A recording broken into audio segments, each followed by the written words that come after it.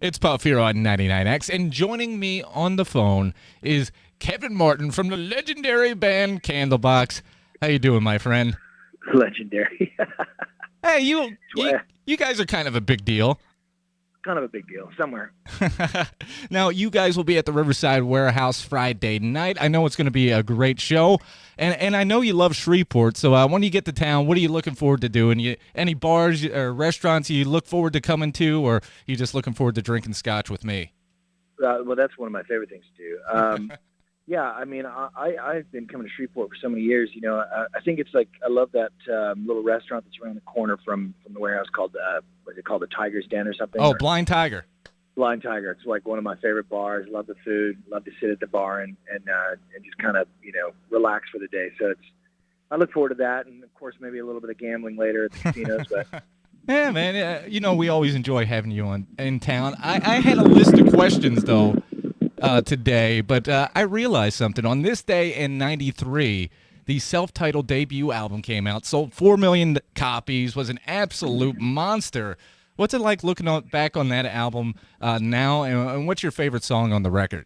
well, I think about it every year when this day comes around. I when we started the band, we really had no expectations. Of course, you want to be a rock star when you're a kid, and you think that it's going to be the greatest thing ever. And don't get me wrong, it's been an amazing trip, and I've loved every minute of it. But there's a lot of heartbreak with it as well. And that first record for me is a real memory of how this band grew into what we are now. And it's kind of I remember playing those first shows to 20 people and 10 people and 15 people, for the first 6 months of touring, and then going out with Living Color in '93, and that kind of sparking a lot more interest in the band. And then of course the Rush run we did from January to April, and then going out with Metallica.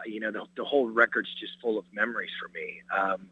I don't know if I could pick a favorite song on there, because I think it changes on a day-to-day basis for me, especially when we play them live. There's certain songs on there we haven't played in years, and then certain songs that people expect us to play and whatnot. But it's just I look back at it with great fondness, even though there's a lot of heartbreak in that record, and 23 years of touring is definitely opened my eyes to who I was as a young man and who I am now. But yeah, it's I still can't believe that it sold as many records as it did, and that we're still here 23 years later. While we're talking about that, you've been doing this for 23 years. You have platinum records, gold records, sold all this, millions and millions and millions of copies. You've done it all, basically, as far as, rock bands. You hit all the check marks. What's the next challenge for Kevin Martin and Candlebox? I keep asking myself why I continue to release new records. I think the biggest challenge for me is getting the audience that loves Candlebox to remember that we're still around.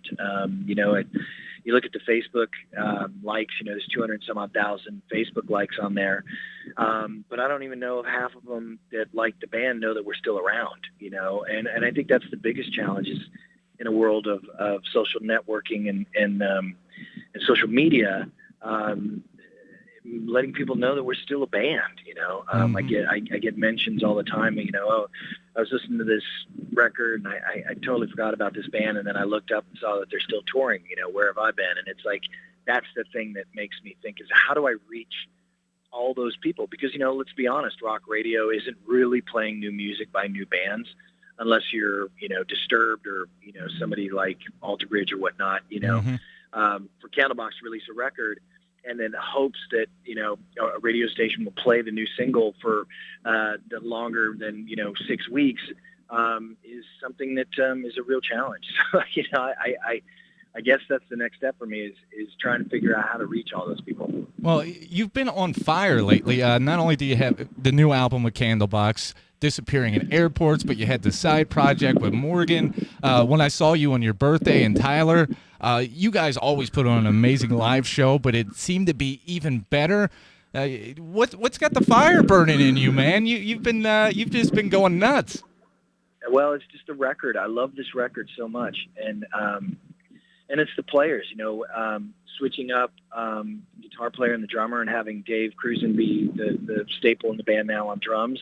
That just ignites something in me, and not that I don't miss Pete and Scott, because I do. I love them dearly, but for years, I think that they had, kept it from themselves, that they were unhappy. And that, I think, bled over into the performances and into the records. And when you're not happy doing what you're doing, but you try to lie to yourself about it, I think it makes it difficult for everybody involved in the project to enjoy. And having them step aside and bringing Dave and Mike and Brian in, and Adam, of course, who's been a staple with me since 2000.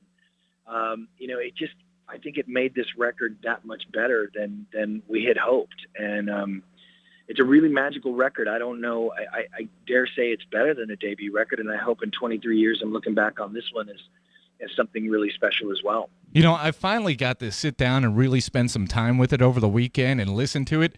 It's an amazing record. And the thing that blew me away the most is, like you said, you've been around for 23 years. You guys don't have to evolve, but you did, and you it still sounds like Candlebox, but it's got a different feeling to it.